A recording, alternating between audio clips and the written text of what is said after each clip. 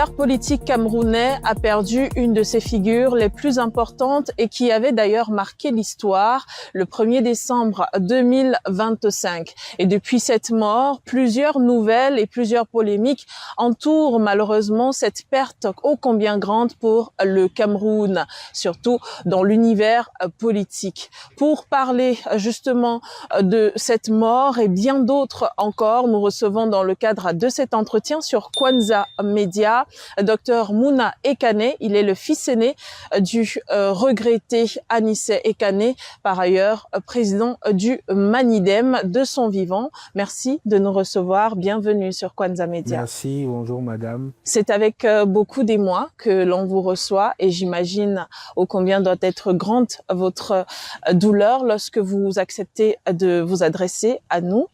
Samedi 9 mai était donc le dernier voyage de votre père, Anissé Ekane. Quelques observations ont été faites autour de sa mort, mais également de son enterrement. Vous avez d'ailleurs fait une déclaration quelques heures avant et après, je cite, « On ne peut pas mener des batailles politiques au-dessus du cercueil d'un grand héros ». Qu'est-ce que cela signifiait pour vous? Cela signifie pour moi que la révérence, le respect qu'on a pour l'homme qu'a été mon père et Ekane Anissé, que le peuple a érigé en martyr, en héros national, permet normalement de transcender toute dissension, contradiction ou incompréhension, afin de pouvoir lui rendre l'hommage qu'on attendrait d'un homme de sa dimension. C'était une manière de demander aux uns et aux autres de ne pas se donner à la récupération politique, à la surenchère politique, alors qu'il s'agit d'accompagner à sa dernière demeure Ekane Anissé. Justement, quand on parle de cette dernière demeure, il faut absolument revenir sur les faits, les événements qui ont mené à ce malheur pour le Cameroun tout entier, famille nucléaire, famille politique et tout ce qui va avec. Selon vous, ces événements qui ont été décrits comme voulus, mais encore plus comme des accidents de parcours par certains, qu'est-ce que vous leur répondez? Je réponds que nous saisirons la justice pour avoir les détails et les circonstances de cette mort.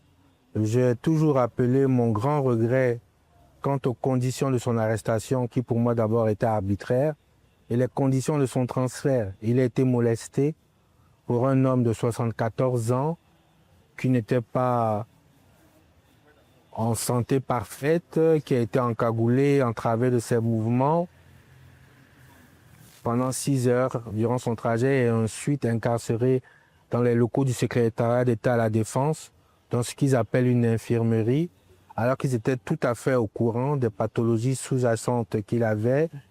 Donc, tout ça pour dire que je déplore les conditions de son arrestation, de son transfert et de sa détention.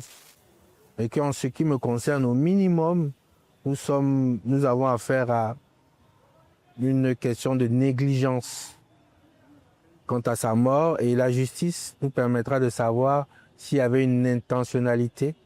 En tout cas, nous nous posons, nous, la question de cette intentionnalité et la justice tranchera. Mais on peut se poser cette question de manière légitime quand on sait que le régime a menacé certains acteurs politiques de les arrêter, de les priver de leur traitement afin d'obtenir leur mort. Donc, c'est des choses qui ont été dites avant l'arrestation, avant la détention de mon père. Quand les coïncidences se répètent ou il est légitime de se poser la question. Alors aujourd'hui, vous êtes le fils aîné, celui qui a été désigné pour mener à bien le dernier voyage de Monsieur Ekane. Alors, docteur Mouna, est-ce que vous avez à un moment donné compris les choix politiques de Monsieur Anissé Ekane? Oui, tout à fait, notamment les derniers, parce que je l'ai accompagné dans ses dernières aventures.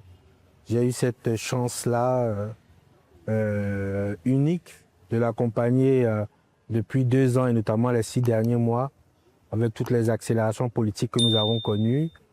J'ai compris, j'ai accueilli avec beaucoup de joie sa première décision d'investir le candidat professeur Maurice Kamto, pour qui j'avais une certaine admiration et un certain intérêt pour le mouvement La Renaissance du Cameroun. Et ensuite, bon, quand la candidature a été malheureusement et honteusement rejetée, je n'ai pas directement compris le choix de mon père de choisir comme candidat consensuel le président Tiroma.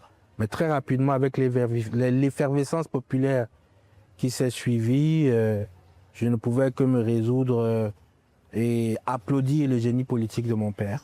Vous vous êtes dit, pourquoi pas le suivre dans ce choix est-ce que vous compreniez aussi la finalité? C'est-à-dire avoir un président différent, c'est vrai, avoir un président pourtant qui venait d'un bord politique que tout le monde connaissait, c'est-à-dire le système, cela ne ressemblait pas beaucoup à Anissé Kane. Tout à fait. Après, il m'a assuré pour me convaincre, entre autres, mais il l'a dit publiquement, du fait qu'il avait été en contact particulier avec Issa Chiroma depuis de nombreuses années. C'était quelqu'un en qui il avait confiance et il ne doutait pas. Il m'avait dit qu'il lui avait posé la question de est-ce que M. Issa Chiroma, président Issa Chiroma Bakary, revendiquerait sa victoire. Et il en avait assuré que oui. Et mon père avait confiance en l'homme, en sa parole, et voilà.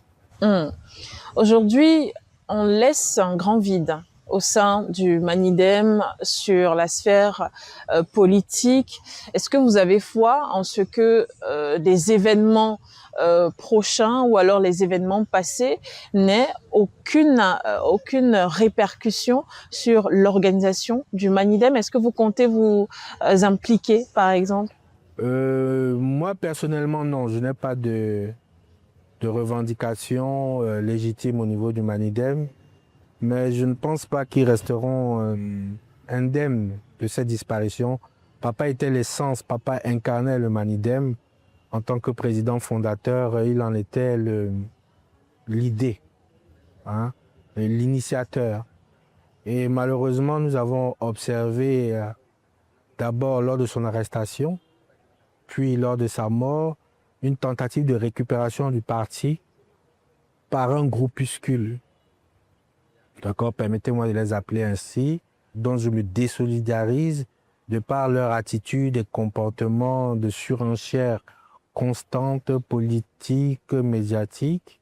Et j'ai hâte que très prochainement, le Manidem organise un congrès et prenne la ferme résolution de porter à sa tête des responsables volontaires, matures, politiquement notamment, et voilà. Alors après le décès d'Anissé Kane, la classe politique s'est soulevée pour une certaine en tout cas, mais on peut le dire, on a observé plusieurs manifestations, plusieurs déclarations, plusieurs sorties.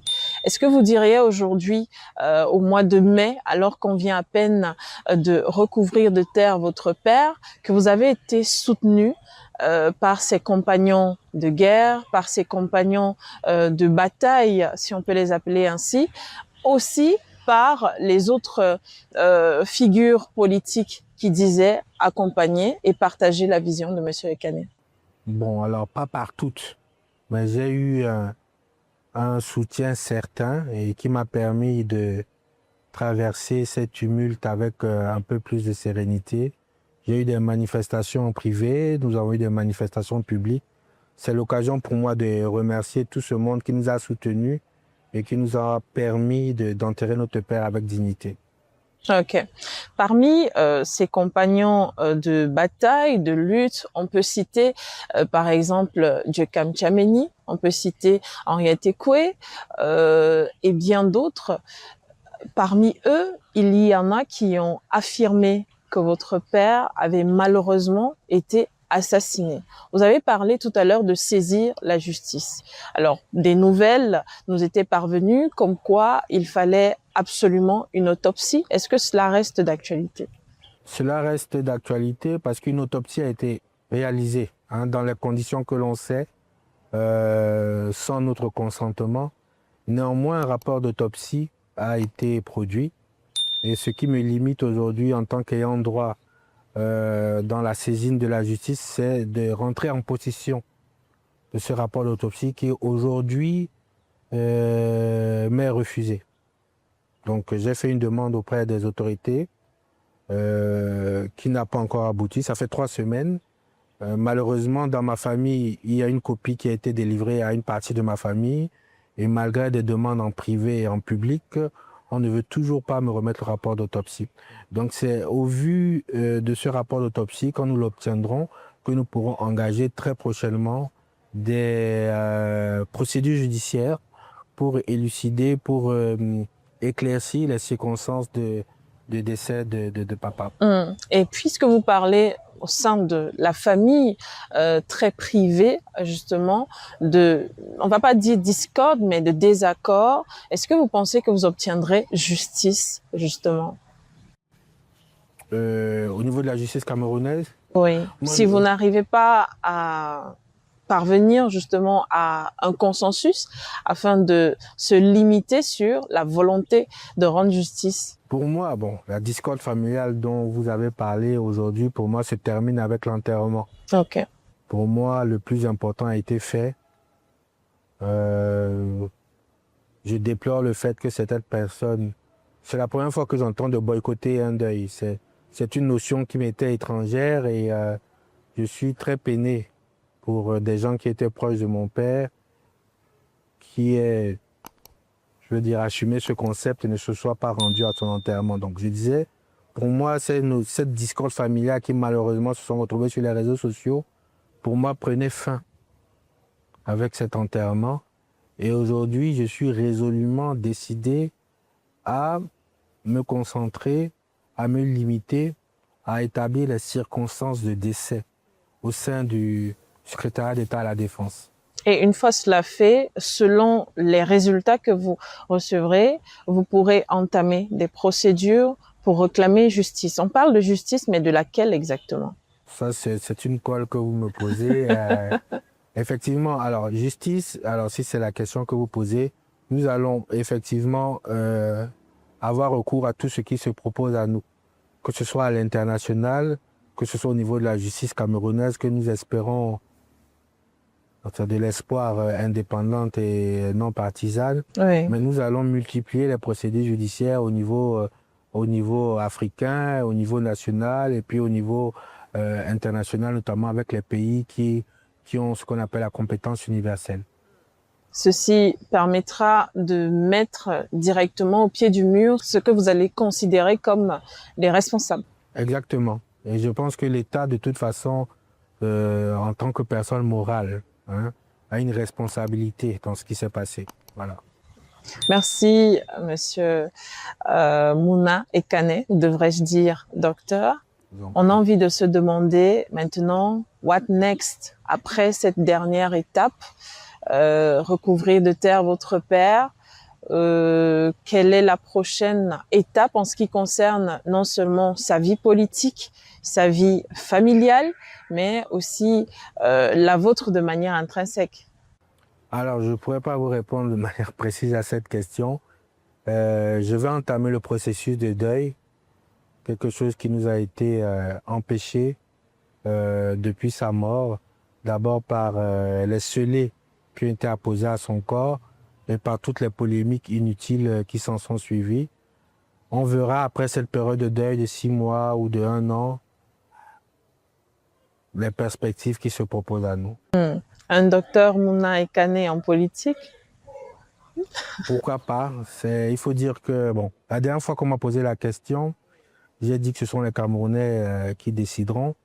Et mes conseils ou mes partenaires m'ont reproché le fait de ne pas préciser, de ne pas prendre position et de ne pas surtout préciser que je suis engagé politiquement depuis l'arrestation de mon père, notamment avec ses collaborateurs au sein de l'Union pour le changement 2025. Donc, si vous voulez, à moyen terme, je peux annoncer la restructuration de ce mouvement-là autour des personnes qui ont été là dans le dernier combat de mon père, notamment pour amener le candidat Issa Chiroma Bakary à la victoire. Alors, on va terminer, si vous me permettez, avec les prisonniers, ceux qu'on a l'habitude de qualifier de prisonniers politiques. En tant qu'homme qui veut se lancer dans la politique, en tant que Camerounais et surtout descendant d'Anissé Kané, est-ce que vous comptez entreprendre des manifestations, des résolutions, des révolutions pour défendre ces prisonniers politiques? Nous avons comme projet justement une fondation Ekane Anissé pour la libération d'abord l'assistance et ensuite tout ce qui concerne la libération des prisonniers politiques. Donc effectivement, c'est un sujet qui nous tient à cœur et nous tiendrons au courant l'opinion de la création de cette dite fondation dans les semaines et mois à venir. Docteur Mouna Ekane, vous êtes le fils aîné d'Anissé Ekane de Regretter Mémoire. Vous avez accepté de vous prêter à ce jeu de questions-réponses sur Kwanza Media. Nous vous disons merci. Je vous dis merci. Le plaisir était pour moi. À très bientôt.